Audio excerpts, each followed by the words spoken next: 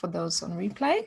So welcome to today's session. Today we'll be talking about how to really land opportunities for speaking, and also what are the speaking opportunities within the Women in Business Club and all the events that we're doing.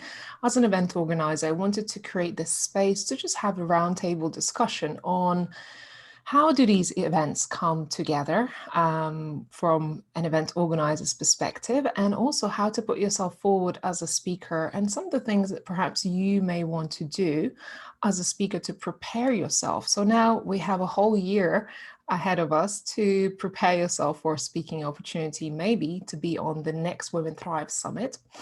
It is a huge undertaking for us. So we only do this once a year, or if we have live events, sometimes we do it 2 or 3 times a year, but it's still a huge undertaking. And what happens is every time we release information about these events, we have a huge influx of people asking, can I be on your summit? Can I be on your event? And the biggest problem with that is that we have already gone through very careful planning process, and also making sure that our speakers have we have prepared them, that we have created marketing materials. So by the time we launch the event, it is virtually for us impossible to add any other speakers. So that's the reason I'm doing this really early, just to let people know about, okay, what are the things that you might want to prepare yourself if you want to be chosen to be on our next stage, but also other stages. Our stage is not the only stage. There are many other events. We talked about speaking opportunities and positioning yourself as the expert yesterday, I believe, and how to really attract those speaking opportunities. I didn't always have speaking opportunities. I didn't always run events before this. But when I realized the power of events, now the power of events is really massive for your business. If you've never done an event, you've never spoken at an event, or have otherwise participated in one, well, now you are, of course, because you are here. But the power of events is really big for your business, for any business. And this is what I realized back in 2016, 2017, when I was launching a business in crowdfunding.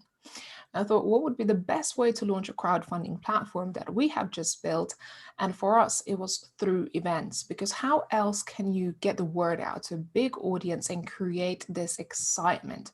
So events is one of the marketing tools for us in order to promote ourselves, to showcase what is it that we do, and also to build authority, not just for myself, but also for other speakers. As we started the Women in Business with events back in 2017, it was very exciting, but back then I didn't know what is it that we were going to do. And with the first event, it was just a bit of fun. And that bit of fun turned into a whole business and international community. So after our first event, which was free to attend, but it was completely overbooked. We had 65 seats in 2017, but we had 140 people registered for it. And this was our first event. And I just couldn't believe just the amount of interest and how much people wanted to be part of something like women related event. So after the first event, people started to reach out and say, can I speak on your next event? How can we sort of contribute, how we can be part of this community? And back then I didn't have a community. So this was a catalyst for women in business really starting out and creating this space. And I always say we, if you notice, is because this space wouldn't be what it is without all of you, without all of the women who have come together to create this space. Since then, we have hosted probably more than 10 events. Some of them are live, some of them virtual. So this is our third virtual summit, and we have had quite a few live in-person events. In-person events are so magical because you get to meet other community members, and you get to, well, before COVID, hug them and feel their energy and see people on stage. And over the years, I've seen people truly transform, not just the speakers, but also the attendees transform their lives, because they've been able to attend an event and feel inspired by somebody else's story, and know that whatever it is that another person shared on stage, they shared their journey, they inspired them to know that it's possible. It is possible for them as well. And I think this is the first stage of speaking on stages. Not a lot of people want to speak on stages for different reasons. And I want to hear in a chat, why would you want to speak on stage? If it's at Women in Business stage, then let me know if it's this stage that you'd love to be featured on as a speaker. But why would you like to be featured as a speaker? Having really clear purpose of why do you want to speak on events? Some people do it because they have a powerful message and they feel inspired. They want to share their message. Other people want to do it because they want to raise their authority, grow their expertise, and be seen as an expert. Other people do it purely for business reasons because they know once they are seen on stage, they will be able to attract clients, customers, and so on. Others speak on stages because they want to become professional speakers and grow their speaking career. Okay, so there are many different reasons why you would want to have a speaker on stage. And I'll tell you, I'm going to check your comments in just a moment, but then I'll tell you the reasons why we have speakers on our stages and the things that we're looking for. So you can see from a perspective of event organizer. Of course, this is my perspective. There are many other events and different ways of looking at things, but these are just our perspectives of how and why do we put on people on stages. Monica says, if I can do it, you can too, to help inspire others. I want to share my story and inspire. Amazing. So a lot of you wanting to make impact. And most of our speakers that come to our stage, they do it because they want those connections. They want to share their story. And what I've seen, especially last year when the pandemic hit, we have never had as many speaker applications as we did last year. And I feel like something happened when the pandemic hit and we opened applications as soon as the pandemic hit because we were pivoting from a live in-person event in Atlanta to Women Thrive Summit last year. So we opened because we wanted to expand. We had 8 speakers already confirmed on our summit. And we decided to expand the virtual event, one, because we had more capacity. There was, we weren't limited to a location anymore. And, you know, we always have so many people speaking on our stages that I wanted to invite more. So we started to reach out in different Facebook groups and talk about this event upcoming. And we had literally thousands of comments on every single post that I put out in different Facebook groups. There are people in my DMs to the point where Facebook actually blocked me from taking any more action or DMing people because I had so many people reaching out and I couldn't send them DMs fast enough. Out of probably 2,000 comments that we received, only about 300 or 350 people applied. So there was a huge drop off. As soon as they receive this application, yes, they want to speak, but they don't realize that there is work involved, right? And you have to be ready for this opportunity as well. You have to be positioned. Sometimes it's imposter syndrome. And how many people said to me, I don't usually respond to questions on Facebook groups that have hundreds or thousands of comments on it. But I took a bet and I left a comment. For some reason, I just thought, you know what? I'm just going to take a bet. And they did. And they got in. And they were like, I can't believe until today that actually I got on to speak on this stage. And it was simply having the courage to put yourself forward. And when we open speaking opportunities, I don't discriminate in terms of, I mean, we can talk about discriminate in terms of equality, but I don't discriminate in terms of your message, your story, your following, your experience, because I believe that everybody should have a chance, an opportunity to share their story. From the very first few events that we have hosted, my ethos with the Women in Business Club has always been not only have great speakers who have a lot of experience, who have a lot of credibility, because those speakers, yes, they bring credibility to the event. They have audience that they follow, and people attend events because they know some of the speakers' names already involved in the event. So it's great to have that. But I also love to combine experienced and credible speakers with first-time speakers. And let me tell you from my experience hosting live events. After a live event, I would have coffee with someone or would have a little meetup, which is more personal with the community. And we would talk about the events that they have attended. And I would ask them, what really stood out for you about this event? And not one person has ever mentioned a professional speaker on our stage. They have always brought up the name or a story, recited a story of someone who was a first-time speaker. And this would always make me smile because, and another thing, before, especially live events, some of the speakers who perhaps don't have as much speaking experience, they would be freaking out.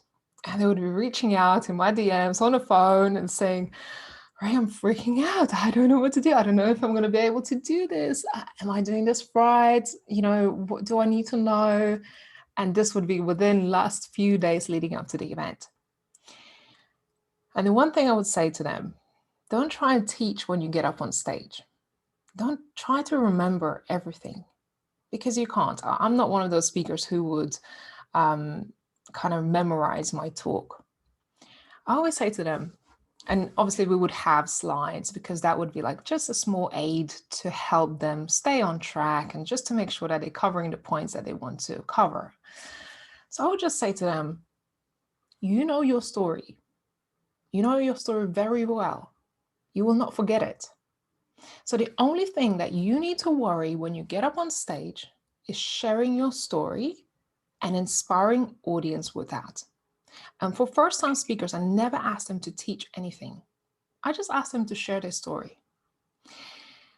And combined with the story, combining your personal story, which you have been through and how you came through a challenge or a moment in your life that was difficult, and you sharing that story, combined with a little bit of nerves, a little bit of worry, a little bit of vulnerability, and you get up on that stage and you share your story. And usually I would tell my audience, so before someone get up on stage in live events, I would say, these are first-time speakers, so be gentle with them, okay? But obviously I would position them still as experts, but I would just let audience know just to be a little bit more welcoming. And they get up on that stage and that vulnerability, and when they share their story, it would just be so beautiful. That moment for them is very special. So those nerves kick in and, they start to speak.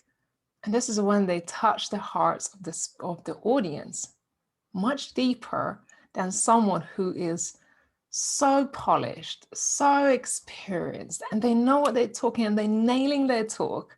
They could never replicate the connection that a first-time speaker could have on stage. And this is the reason why I love having first-time speakers on stages, because you resonate with audience so much deeper. And for some of you who have had the courage on the summit to put your cameras on and also to share something about yourself and sometimes say, this is the first time I'm sharing this. I have never shared this before. This feels so good to me that I have been able to just speak up and share my voice. And people remember that you have been brave, you came out of your comfort zone, and instantly the audience falls in love with you and you have their support. So vulnerability, yes, we all want to look good on stage. Yes, we all want to come across as we know what we're doing and, I don't want to mess up. But even the moments when you do mess up, even the moments that aren't perfect, are the most perfect moments for your audience. This is the time when your audience are looking at you and they're feeling something because they can feel how you feel. I remember the first time I shared my personal story on stage. This was our second event that I was hosting. I mean, before the first event, before it was called Women in Business, I couldn't even sleep. I mean, don't even start me on that. My partner was asking me, he's like, can you practice with a hairbrush? Can you just practice on me? And I'm like, no, I can't, because I just felt so self-conscious about it. And I couldn't even practice in our bedroom in front of my partner. I'm like, no, I'm not going to do it. You'll just see me on stage tomorrow. I'm going to be okay. So then we had the first Women in Business event. For some reason, I felt okay and just felt happy about it because the spotlight wasn't necessarily on me. And that's another thing. When you put a spotlight on somebody else, you kind of lose a little bit of nerves because you know it's not about you. So the second event, I decided to share my personal story because people didn't really know where I have come from. And this personal story was very personal. One, because I had never shared it before. Two, because it was a story that felt really difficult for me. It was a difficult time when I failed in my first business. I felt really self-conscious about it. Oh my goodness. Sorry. Sorry about that. I felt really self-conscious about this. No, I can't talk right now. I'm sorry. So I felt subconscious of it. And when I had to share this story for the first time, it just felt so raw. And I thought, I can't believe I'm doing this. And so the second event, we were meant to begin. So we opened the doors at 6 p.m. and we had almost an hour networking, which usually happens just to let people come in and everything else. And then we were meant to start at 7. I just kept delaying the start of the event because I was so nervous. And I had a glass of champagne. I was like, oh my God, hopefully that's going to calm my nerves. And then I just kept looking at the stage and they were waiting for me to call them to take their seats. And I was just so nervous. And then eventually I was like, I can't delay anymore because we're going to go running overtime.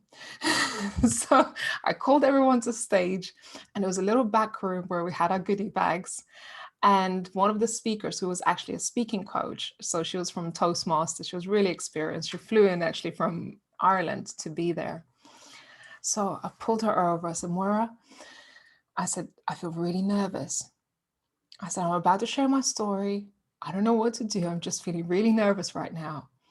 And she just paused. She's like, okay, you got this. You know your story. And they're all here to just see you. They're not here to judge you. All you need to do is get up on stage, take your time, smile, embrace your audience, and just start. I was like, okay. Like butterflies in my tummy, my palms are sweating. I'm like, oh my God, what if I trip over a wire or something? So once everybody took the seat, I was like, okay, this is my time. So I went on the stage. And this was recorded, so I was able to watch it back because I can't remember everything that happened actually in that particular moment. So I remember watching back this video. So I got up on stage and I took the time to pause. I just embraced the audience. I smiled. I said hello. Obviously, a small opening about the event while we're here. And I just began talking about my story. And I was just so calm. Inside of me, I was kicking and screaming.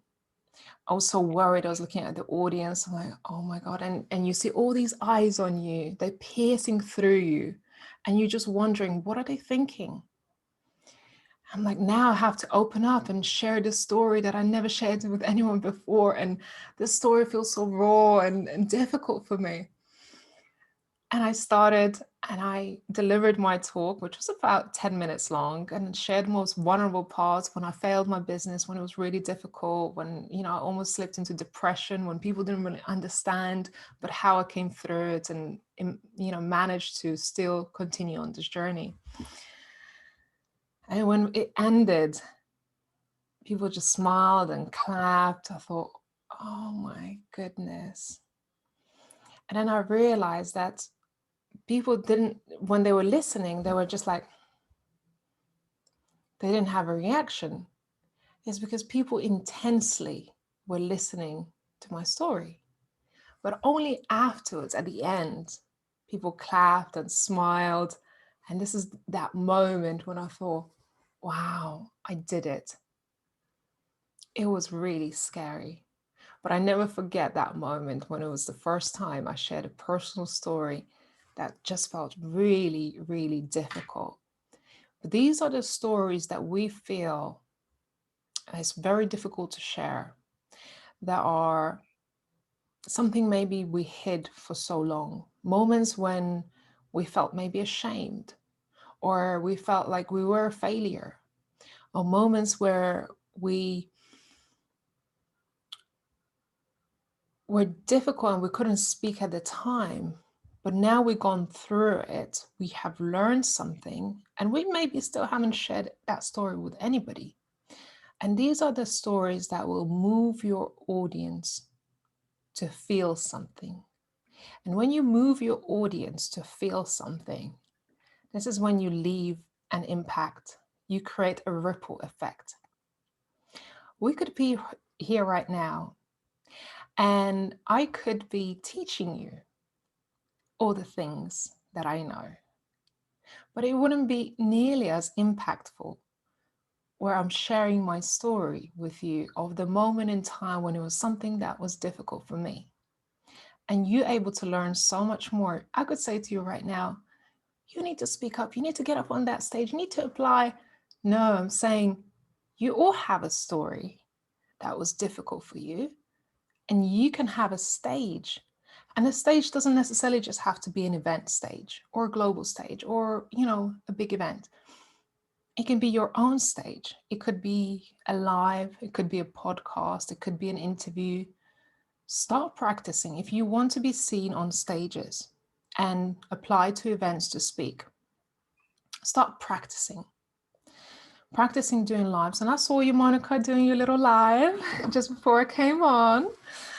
As soon as I opened my Facebook, I saw Monica's doing a live. Like, I wish I could. Every time I see people doing lives, I try and get on them just so they feel supported, because it's so difficult to speak when you think that no one is watching. And that feeling is quite hard. So in the meantime, before you get up on event stages, try and practice. Try and share your story as much as you can. If you're not brave enough to do a live or video, do video for yourself. And then eventually start to expand your wings to speaking on different stages as you can, even on Clubhouse, right? Even if it's just like 10 people in a Clubhouse room. People are not seeing your faces. They don't know how nervous you are or how sweaty your palms are. Just practice. Because from an event organizer's perspective, when people apply to speak at our events, the first thing I do is I go and check out their social media profiles, of course, right? I want to see who you are. Then I start to look for your videos. So whether you have a Facebook page, a profile, maybe a YouTube or Instagram, I click on the tabs to look if you have any videos. Because I want to see your presence. I want to hear you speak. I want to hear your tone of voice.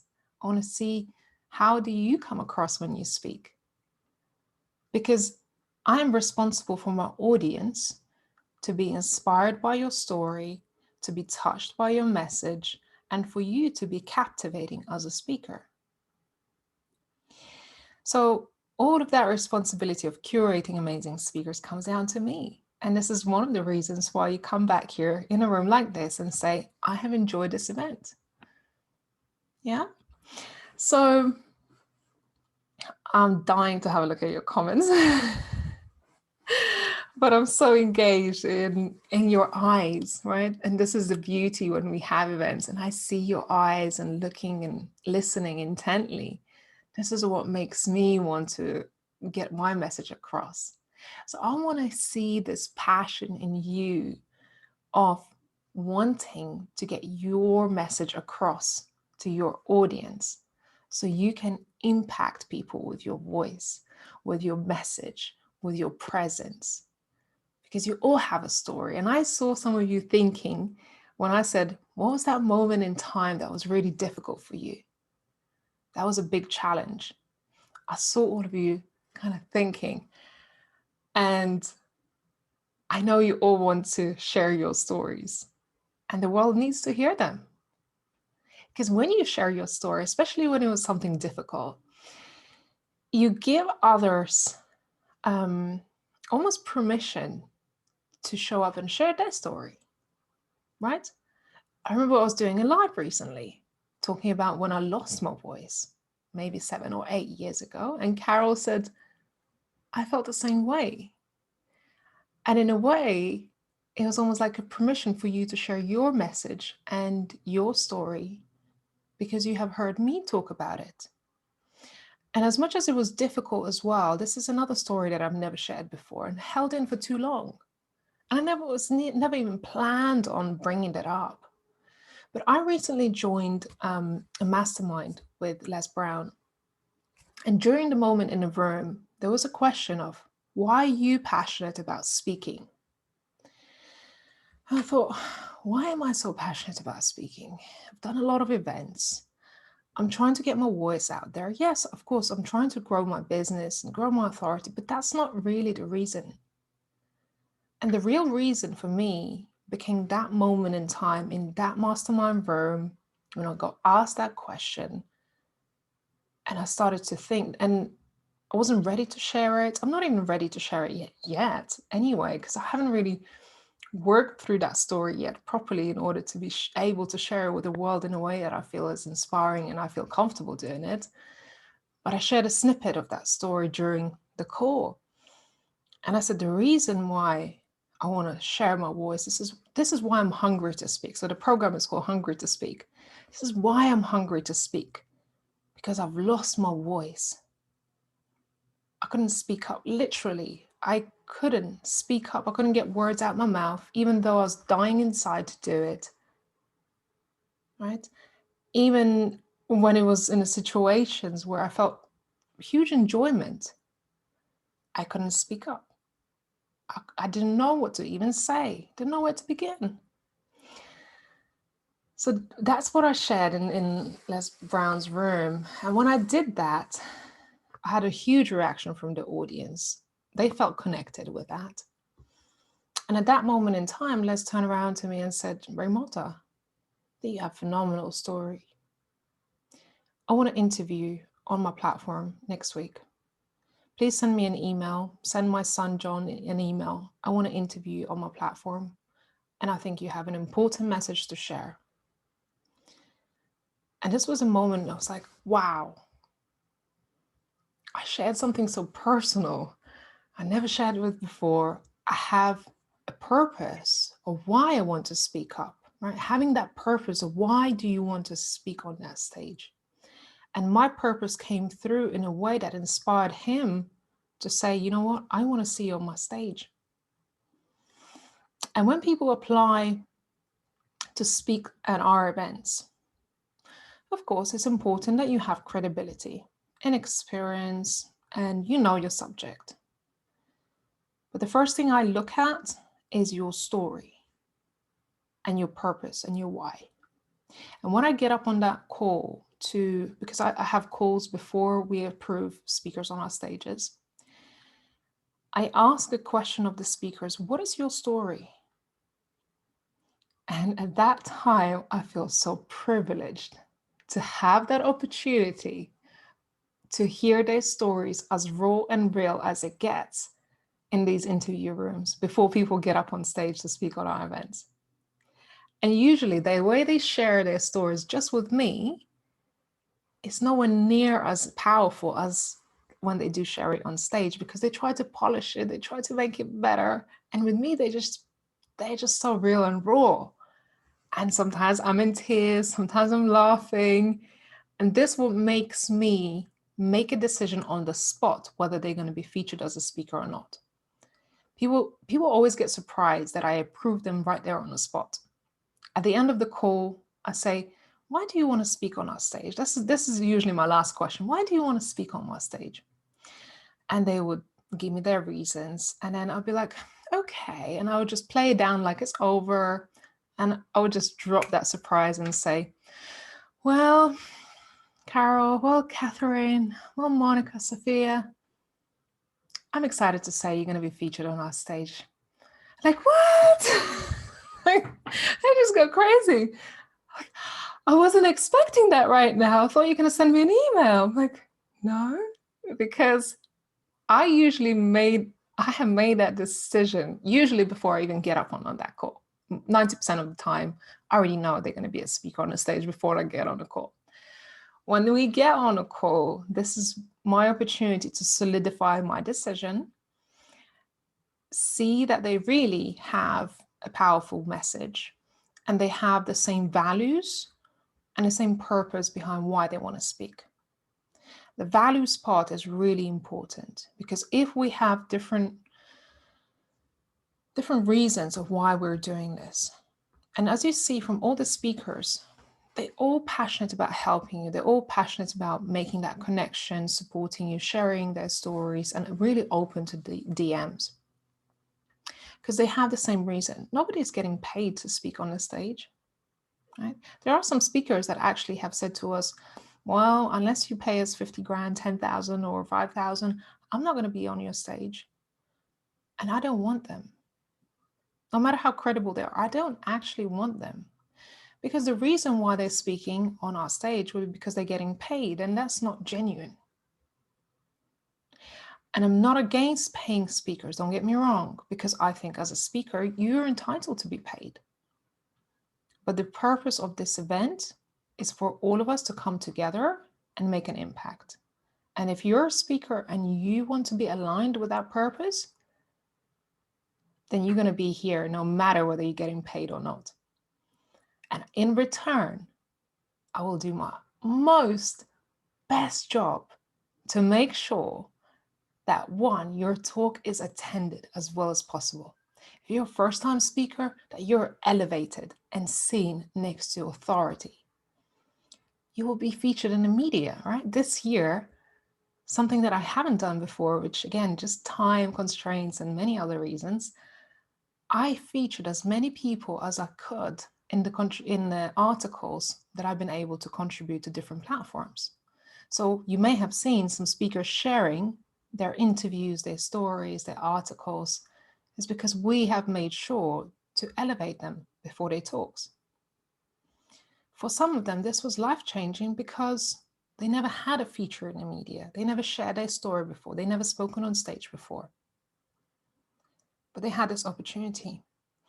And a lead up to this event has been so amazing because some speakers were approved maybe 3 months ago, 2 months ago before the event, and some just a few weeks before the event announcement. So before the event announcement, and we announced 1st of March.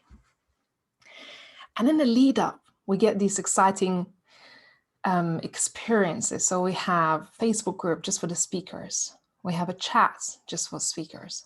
We have Zoom rooms where we get together, where we brainstorm, where we think about all the ways we're going to make this event special, engaging, how we're going to promote it.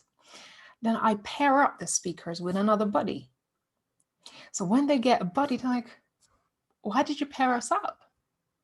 It's like, you need a friend on this summit because you could feel alone. You know, even though it's 40 of us, 42, 43, it can feel a bit isolating at times. So I pair them up to make sure that they have a buddy. I said, okay, your reason with your purpose why you have a buddy is one, to have a friend on this journey, two, to have a supporter.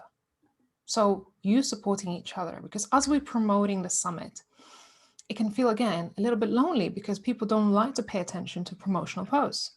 So each speaker, not only were they supporting each other's post, like their buddies' posts, they were actually supporting each and every one of the speakers, were shouting each other out, supporting, and just showing love. So behind the scenes, before even the event happened, the speakers created such tight bonds between each other. They made friendships. They already done collaborations. They done their lives together. So there's been a lot of things happening behind the scenes that you didn't get to see. They have already had a month-long experience before you came along and you started this journey with us. They already have had a few weeks of experience. And this is the reason why I can't approve speakers later down the line. Not just because we're setting the agenda and creating, promotional materials, which everything happens in like a very coordinated way. The announcements happen, people start to book their tickets, they want to see the agenda. But it's because of this. If I bring in a speaker so late in the process, they're going to stick out like a sore thumb.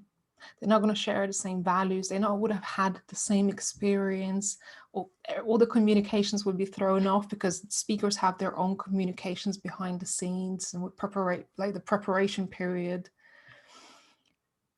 So I want to hear from you. What are your thoughts?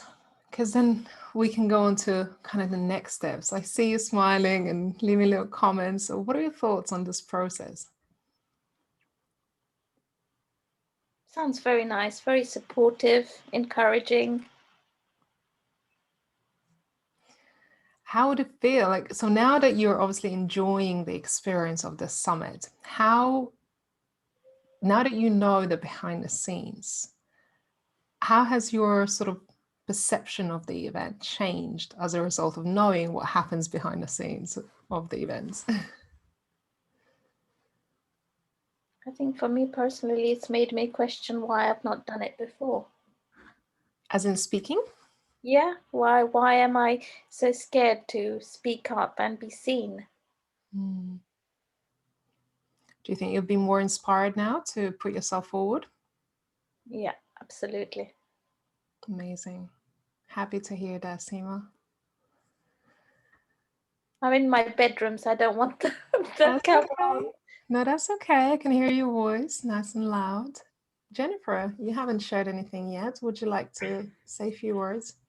Sure. I think it now makes sense as to why all of the sessions and all of the interactions felt kind of like having a conversation with your girlfriends, as opposed to being something formal or I mean, it had structure, but it's not like sitting in a classroom where you're making notes and worried you're going to be quizzed on things, or that you have a bar to meet, if that makes sense. There was no expectation of the attendees, which meant that we're much more relaxed. And that seems to be because your relationship between all the speakers is warm and relaxed and comfortable as well. And that translates.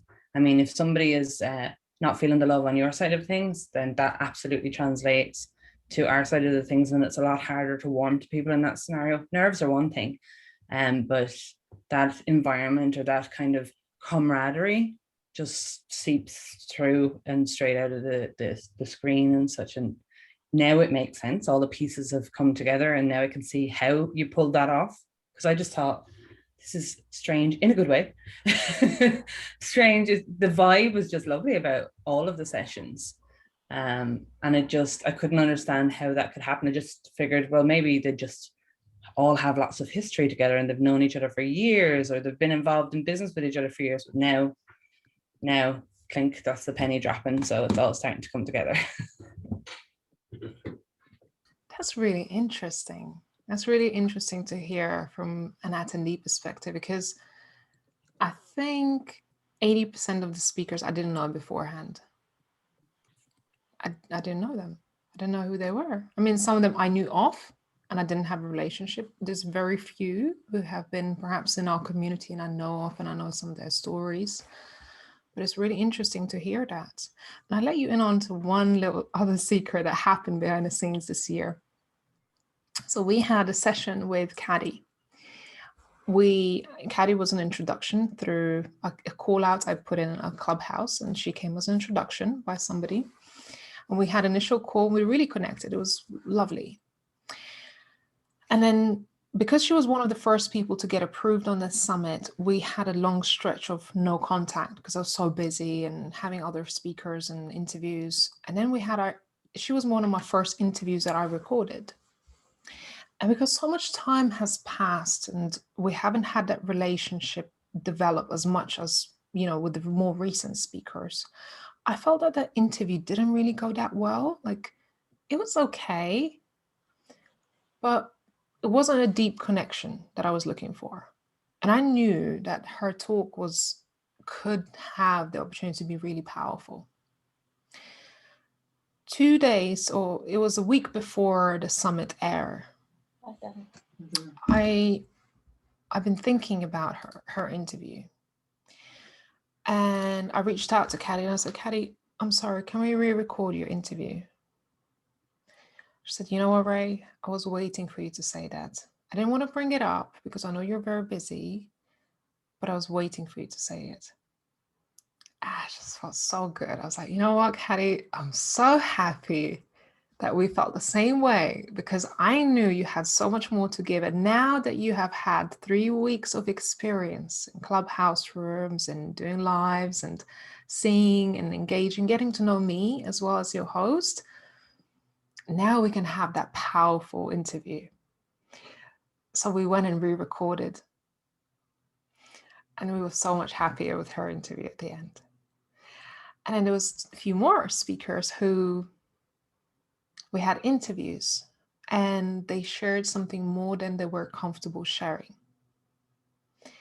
Just something a little bit more personal, maybe didn't come out the way they intended to.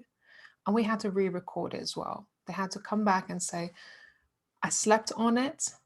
I feel really uncomfortable with that airing. Can we please re-record it? And we have been able to do that over again, just to make sure that they are comfortable with what they shared. So, you know, considering not just yourself, just considering people that you talk about in your talks and how that may affect other people, because they realize that, okay, maybe their family, friends will be watching this. They have to feel comfortable. And that's the beauty of having some of the sessions pre-recorded, because we've been able to redo it. But these are just little learnings that you can take away and be like, okay, yeah. Anybody else who'd like? And thank you so much, Jennifer. Appreciate it. Yeah, there's something that I love about this event, and it's the spontaneity that has, especially on the Zoom talks, you know, like being so genuine when we share stories is the number one thing that appealed to me. You know what I mean? Like being genuine when you share your story or your knowledge. It's what I like. And then because that generates connection, like real connections between people. Yeah, the spontaneity, just having that spontaneous Yes, moment in time when you feel something exactly. and you just act on it. And last year, right, we had a same Women Thrive Summit, which we didn't have the opportunity to do this because we had to pivot a live event into virtual. So we didn't have the opportunity to pre-record, and I am a huge fan of doing everything live. So all the sessions for 5 days, 6 or 7 or 8 sessions a day was running live. People think I'm crazy. When I was interviewed by a summit expert on his summit last year, he's like, Ray, how on earth? I mean, I've done tons of summits. I've never run a summit live throughout. And that was even more fun because we were able to be in a rooms while everything was happening, but it was a lot of hard work. And luckily I had the speakers pitching in to interview each other as well and having those lovely connections. So that was a little bit easier, but I thought this year we'll do it differently. What was the difference between attending the live and pre-recorded, and were you disappointed to see the pre-recorded sessions?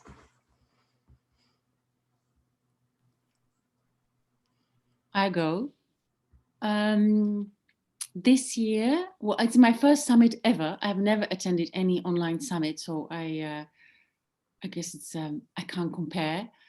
But I value the live sessions much more. I would carve the time in my day to attend the live sessions. Yeah. And with pre-recorded, I'll say, oh, I'll watch it later. So there is something which pulls me to the live sessions.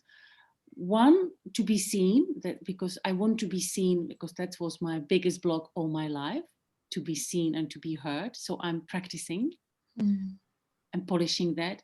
And also to hear other stories, to really connect. And I also believe that we come into this room for a particular reason. There is no coincidence that there are now 10 people or 100 people in this moment connecting. So we share something very special. Yeah. So I prefer live sessions. Me too. Me too. I think in the future. Go ahead, Sophia. Yeah, even I prefer live because I feel that there's so much interaction, enthusiasm in the room. Like I can feel, like especially with Kubi's session, I was totally blown away. Like, it was so much fun. So I feel live sessions are always preferred because we can connect on a personal level, much closer, and which is amazing. And you can have that one-to-one interaction with the speaker as well as your other attendees. Yeah, definitely. And I wanted to share something with you as well. Before, when you said that you shared your experience when you went to the stage for the first time and you had like that nerve-wracking feeling, I could resonate totally with you because I had a job where I used to work for a retreat, and we had a like I had a profile where I had to speak in front of people, and for the first time, that was my nerve-wracking situation. That how would I speak to these people? Like, I can't do this, but it was part of my profile, and I had to educate them. So, that fear of speaking has gone. So now I speak in corporates. I speak on, those platforms where people hear me, like, and they can totally understand what I'm trying to tell them, and they appreciate that, which gives immense satisfaction to me, to my work. Beautiful. I love that. I love that you're owning your voice now. And yeah, we all have that. The first time even people who have been called to speak on just during this virtual stage and just to just speak up and ask a question, could have been a nerve-wracking experience to start. But every time you speak up more and more and more, and that just comfort just grows, isn't it? Exactly. You just, that space is narrowed down, basically. Yeah, and I recently, like today, I got a call that I have to do a live session for teenagers. What nutrition you would recommend? So I'm so excited about it. I'm definitely going to post it on our Facebook group so you can see it. Brilliant. Yes, do share. We want to see it in a Facebook group or somewhere. Tag us. That would be nice. Definitely. So excited for that live event. Good. I'm learning definitely from your feedback. It really helps. And we inside the ebook, we have the Summit Agenda ebook. We have asked you for your feedback. So if you happen to have 5-10 minutes to provide the feedback, that would really help. One, so we can just understand how was your experience and improve it, and also have a testimonial that we can feature on our website for next year. It's just so valuable for us to understand and to know that the live sessions, and I know this is what I love, but it was just impossible to have so many speakers and have all the sessions live this year. But hoping that next year maybe we'll have a bit smaller and just have more live sessions, because I value that just as much. Go ahead, Carol. That's what I was gonna say. I love live sessions like this. It's where the real connections happen, right? And you can talk about your stories or something related that the speaker has been talking about. But from an organizer's point of view, I understand that it's super overwhelming to do 5 or 6 Zoom, because I do that in my company, right? When we were in the COVID lockdown last year, we were training our guys on Zoom every single day during I don't know how many hours. So I can relate that, and it's really exhausting. So I think that finding the balance between both, it's the appropriate, approach, maybe. Yeah. And I've been a speaker on summits where it was pre-recorded. As a speaker, I didn't enjoy the session as much because, again, it was just pre-recorded. It was streamed on a particular day. And as a speaker, I wanted to feel that connection, because this is where we get the energy from, because we connect with the audience as well. So yeah. Yeah, well, I guess that, the idea would be such an idea for you to next year, maybe, because I love to brainstorm, is to bring on stage on the Zoom, those who have got more success this year, for example, you know. Yeah. Well, I want to just say thank you all for being here, bringing your energy. This is really important. This is what makes me want to get out of bed every morning and just come and hang out with you. And to tell you the truth, like the lead up to the event is so exciting. The actual event is so exciting. After the event, I have a really hard crash for a few days because I'm always heartbroken it's finished, right? I just go in such a dip and I go quiet and I don't post and I don't answer my calls for a few days because it's so hard. Like, one is because that excitement has finished, so adrenaline drops. And then as soon as the event finishes, I try to book something that I'm going to look forward to, like maybe my family, or go, like this year, I'm going to get my hair done on Friday and I'm reshuffling my office and I've got a few little plans to like just keep the excitement going after the event, because I'd hate that crash after the event. And whether it's a live or virtual, I always have it. So yes, postpartum blues, yeah. So keep that excitement going after the event. Just do something in a Facebook group to just keep the energy going, because I know I'm going to be on a low. I would just like to say, and apologies for intervening, but just look at everybody on the screens here. Everybody is smiling. And that's what you do, you know. And ladies, I'd like to suggest we get our hands together and clap Raimonda. Thank you. Thank you so much. This is what I miss about from doing virtual events, to like having that as a speaker is so important to have that. So thank you all so much. Really, really honor and appreciate it. You threw me all off balance. We've done something, girls. You know, Raimonda, this thing that you mentioned about the energy, you know, coming back after a summit or something that you organize, that happens to me when I organize the salsa festivals. Like, I meet so many people, and you know, I meet so many connections. The energy is amazing because everybody is giving their best, you know, the teachers, the learners, the outside connections when you even go to a bar to connect, and then suddenly everything is gone and you need to go back home. And then I'm like, okay, how can I keep this energy flowing? So I completely like understand your feeling. It's like a drug. You have to come off it now. I'm like, what? No. What I'm hoping that this year, so I don't know, I have some plans this year. Last year, 2020, we had 5 live events booked and 2 retreats.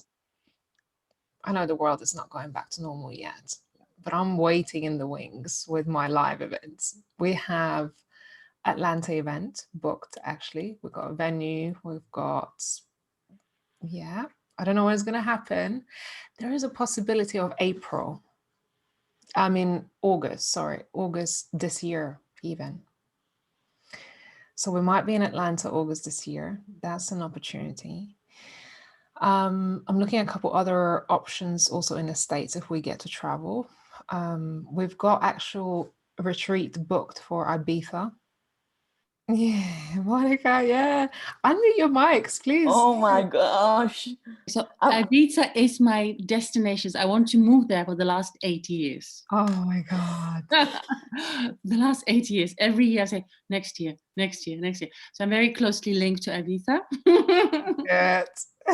Yes. Monica, I am from Barcelona and I've never been to Ibiza. I know, that's like on my freaking list, you know. Shame on you. I love retreats. So Yeah. So Ibiza is actually already booked. We have had to postpone it for a year and a half now. Should be there May this year. And I don't believe it's going to go forward yet. So we might have to postpone it to either September or even the following year. For this event, oh my God, we nearly fully booked out. So I think now we got 4 more spots on the Ibiza retreat. So the applications are open for that if you want to be part of it. And what is the retreat? So it's a 5-day business retreat where 12 or 14 of us women come together. We have a villa booked in Ibiza, and I think it's, I don't know, 8-bedroom villa or something, pool, beautiful kind of communal areas. And then when we go on that retreat, we have like business workshops, we have our lunches, dinners, little parties, a bit of pampering, yoga, and just kind of having a bit of that mastermind relaxation and business involved. And then we go and explore the island and go for dinners and things like that. So that's the plan for Ibiza. For last year, we had actually a party booked. So we had a half-a-day event happening inside a villa. Well, meant to happen. We had probably 80 people booked on it already to be part of this party in our villa. And we had to cancel it. So, well, postpone it. I didn't say cancel it. Postpone it until the world opens again. Then we've got a few more retreats coming. I've got one planned for New York, which is a 3 or 4-day, I think, event. That's a beautiful townhouse property that we're looking to rent. When is it gonna be? Because that one I need to be there. So I was really looking forward. I was meant to go there September last year, and that was really, really nice. Just for people closer to US, because we have a big audience in the US. So that's still in the wings. And another one, which is shelved at the minute, is Bali. So we've got a retreat in Bali, all planned out to fine detail, 2 villas. I think total capacity for that is 18 people or so. So that's due to be, we haven't even announced it because, again, we planned it during the lockdown, and it's something we're planning on announcing whenever the world opens up again.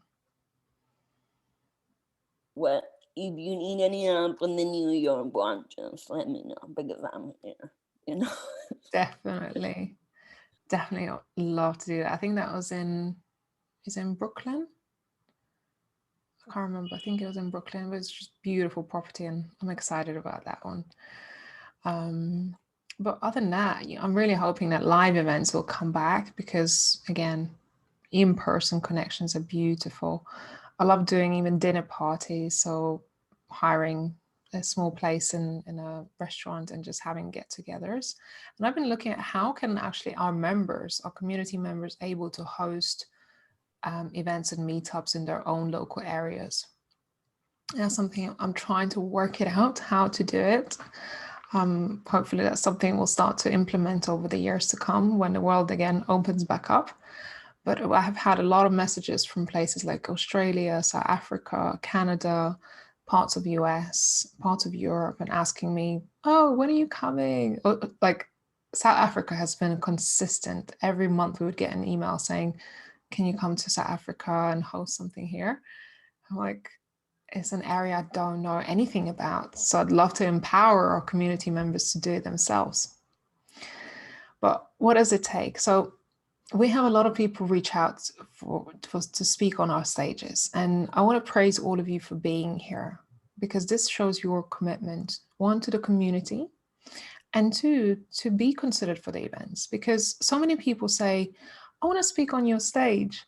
I said, okay, I'm sorry, but the applications are closed now, but come and be part of the event. And I never see them. So if you're unable to attend even one talk, even one live session, just to show your face and just say hello, I sent you an email, I'm just here to see what the event is all about. If you're not taking active part in the community. You're not engaging at all. You're not being part of the events, especially after I have said to you, look, there will be more opportunities opening up. All you have to do is just support it. Because if you're not able to support the event as non-speaker and you're not willing to attend it, what makes me think that once I put you up on stage as a speaker, you're going to be here contributing. And you've seen some speakers, they've been consistently showing up to rooms and other speakers not. And I don't judge it because I know we're all busy and we have businesses to run.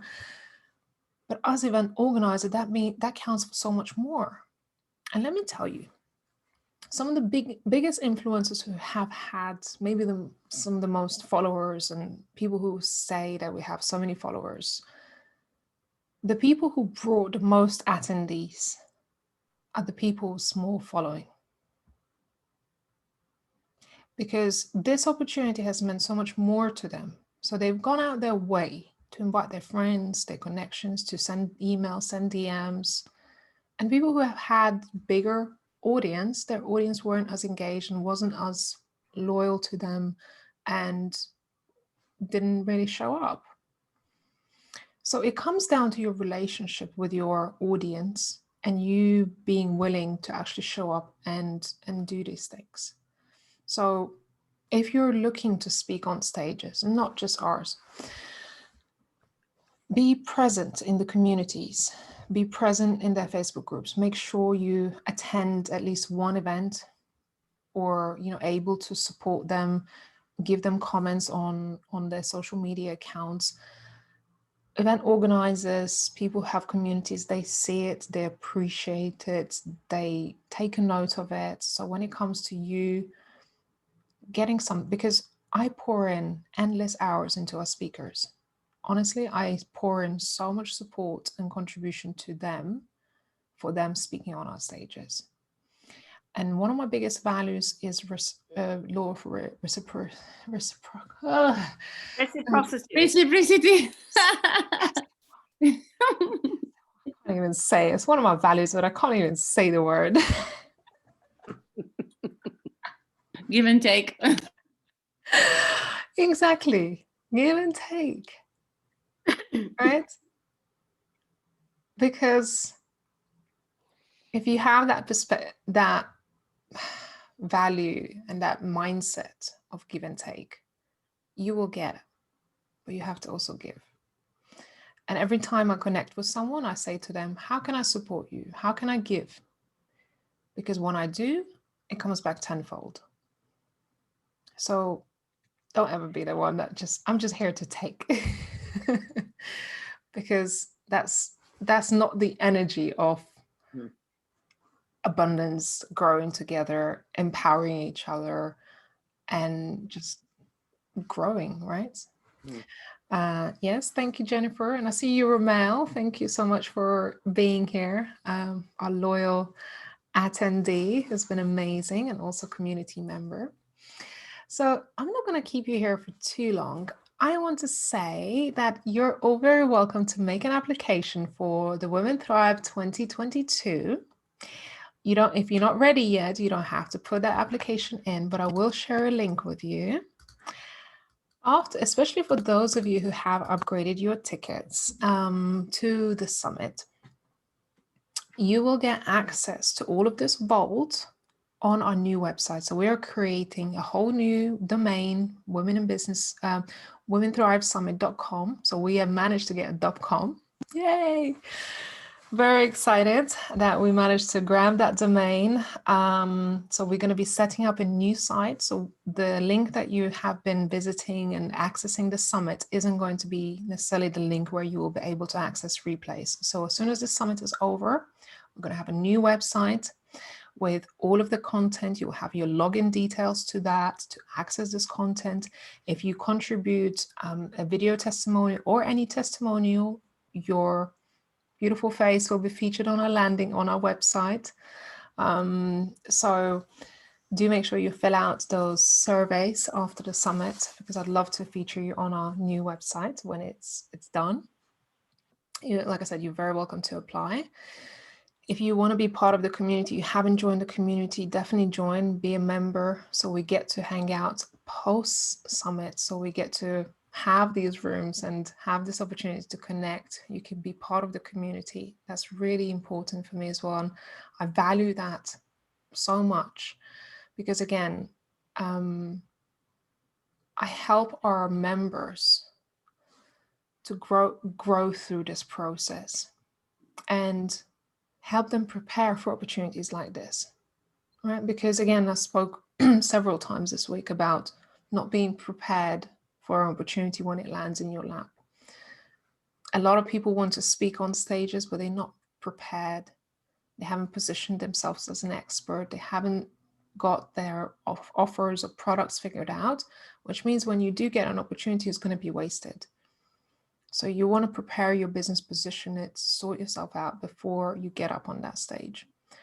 So many speakers, and I don't judge them again because we're all on our own journeys, have had to figure out their freebies, their offerings, because they know this is an opportunity coming. So they have had to work in the background really hard, sleepless nights to organize themselves. So again, if you're applying for speaking opportunities, not just with us, you want to be really organized and prepared for them when they do happen. And this is what we do within the club. So if you haven't joined the club, definitely encourage you to use the code Women Thrive to get 2 weeks free, or I think $1, and just look around, see whether it's something that you would have benefit of. So you're all very welcome into the community. And Catherine, I know you're already a member, and Ramel. Yes, indeed. And delighted I am as well. Yeah. I'm looking forward to resuming our live meetups and maybe doing them more regularly, maybe a couple times a month, because I enjoy this, really do. All right, any questions, my loves? Who's already, I can see you, Carol, filling out the application. Yeah, I would love to, but first of all, I need to organize myself, like Steve said, do the pre-work first, and then, yeah. Good. Anybody else who have questions or comments? Yeah, Ramanda, my question is, when you have these kind of events, is there a specific topic or a sort of a specific area that you like all the speakers to be talking about?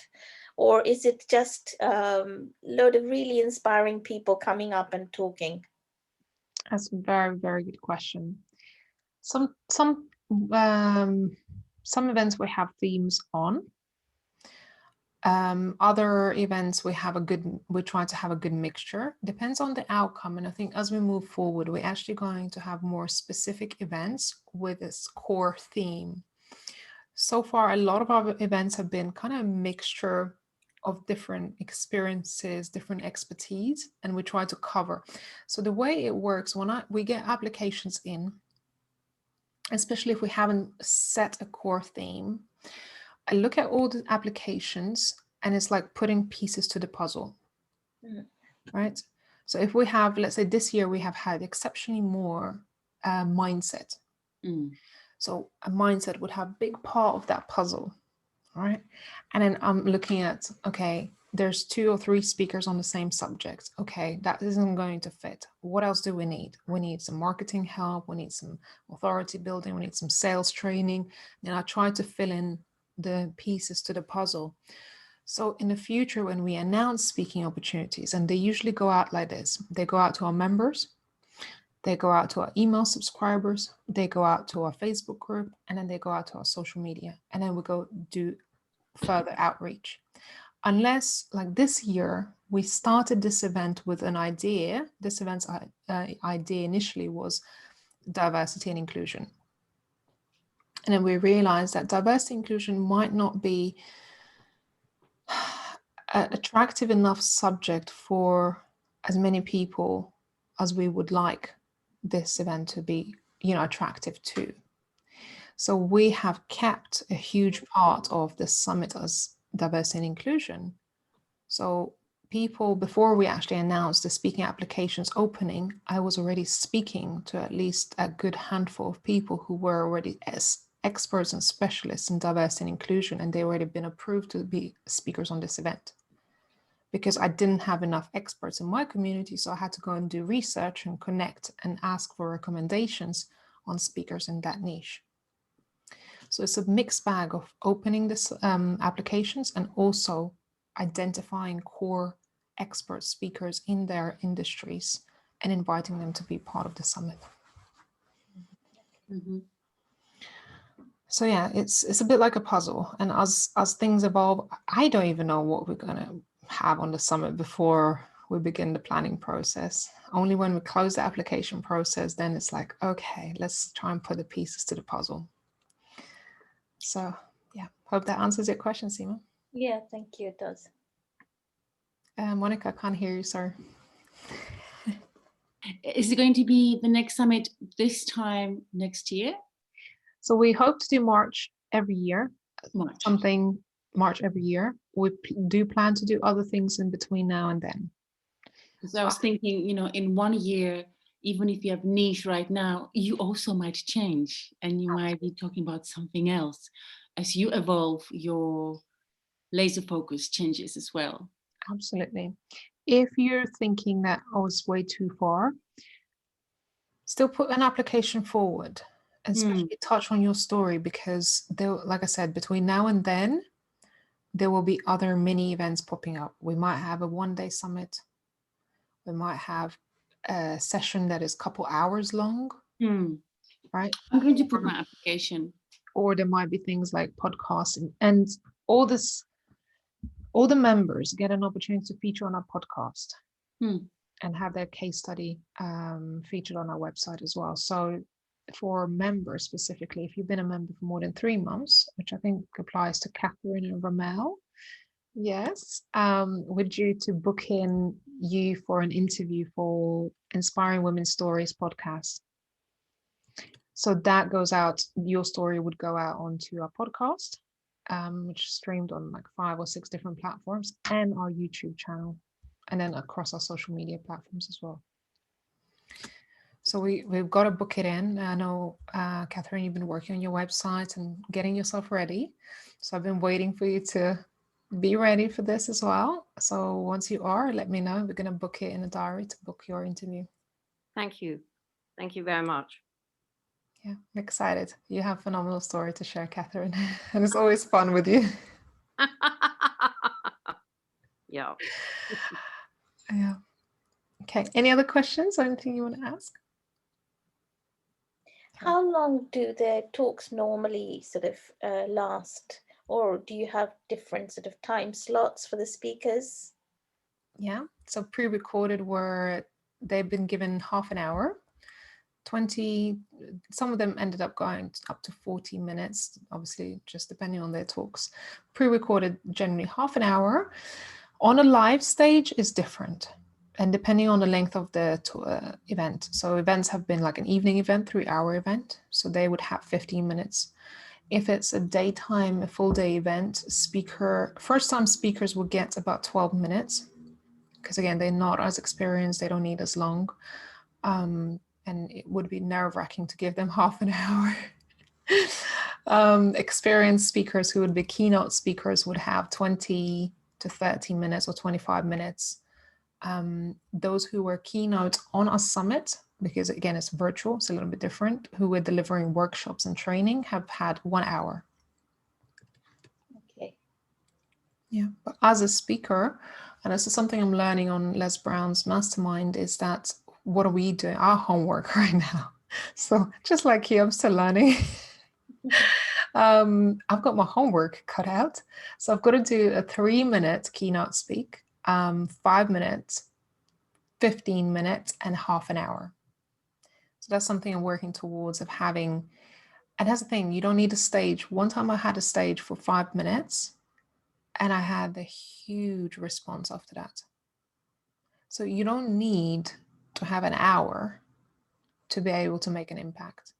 And that is a challenge, to condense your talk from half an hour to 15 minutes to 5 minutes to 3 minutes and still make the same impact. So the shorter it is, the more succinct you're going to be. and you got to choose your words really carefully and know exactly that snippet of story that you want to share to leave a huge impact. With Les Brown, most of the interviews, I thought when we got onto the interview with him on his Facebook, I thought I would have half an hour. But I could feel during his interview that he wanted to close it out early. Right? From the past experience, I saw that his own interviews were 30 minutes. But just the way our interview gone, even though it was a lot of fun, I felt that it was going to be shorter. And when it was 15 minutes. But when I look back on our interview now, I'm like, that was just a perfect amount of time. And I think he knew when it was time to close it out as well. Because it was short, it was impactful. We got across what we wanted to get across, and we left our audience wanting for more. Yeah. So you got to leave audience wanting for more. His reason why he interviewed me was to support the summit. He wanted to give me a stage to talk about the summit. And we did, and we left people wanting more. So although I would have loved to have longer time with him on his stage, he did the right thing to keeping it really short. He also revealed his admiration for you, which can't do any harm. Yeah. And which clearly was very genuine on his part. Yeah. We're having so much fun. I stay up late every Thursday to just hang out and have so much fun. When I shared my quote, so one of our homeworks was to share an original quote. And this is something you should be doing as well, creating your own quotes as a speaker. And our homework was to create our own original quote. And during this whole summit lead up, I was so busy, but every day I kept thinking, what is my quote? What is my quote? And I just wasn't getting anything. As soon as, because I turned on my Zoom waiting for them to come on, as soon as that sound clicked that we're starting, I was like, this is it. I have to have my quote. Otherwise, what am I going to say? And then I just took some time. I just took my camera off and I was just having my tea and just thinking, I was like, I need to have this quote. I need to have this quote. And then just download came. I'm like, this is it. This is it. And I was sitting in the wings for at least over an hour for my turn to come. And I shared my quote.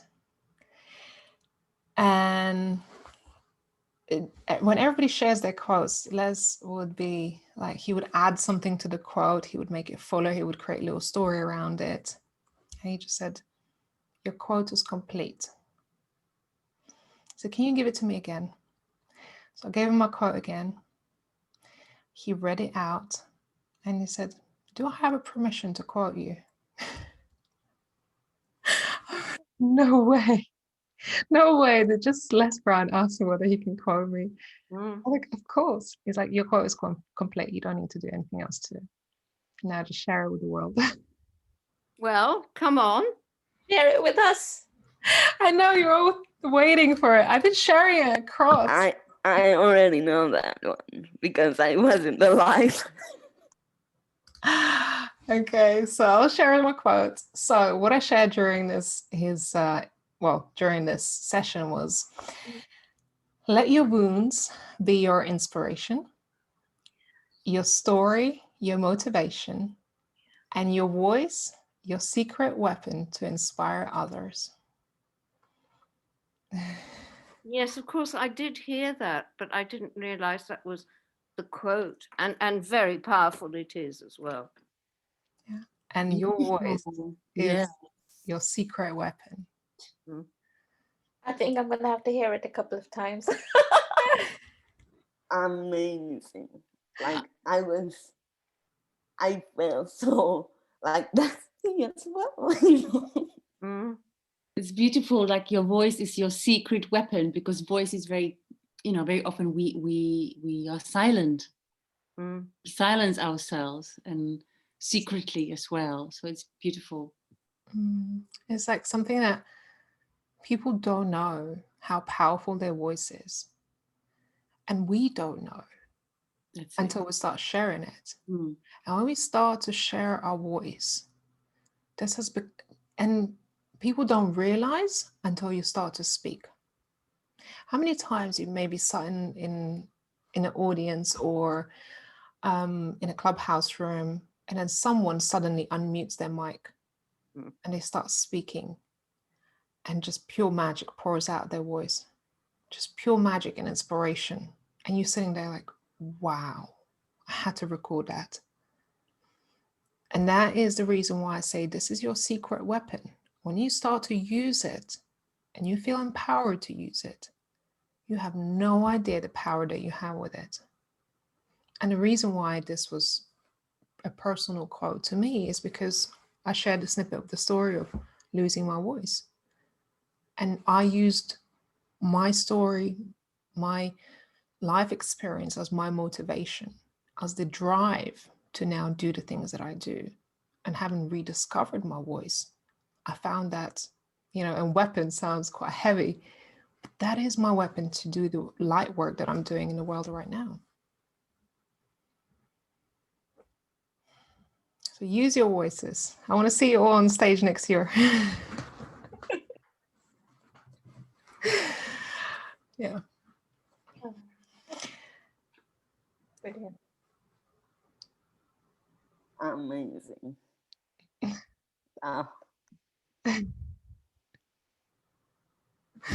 Oh, I love you, Carol. All right. Anybody else who'd like to share anything before we close it out? And we'll be back at 6 for a little party.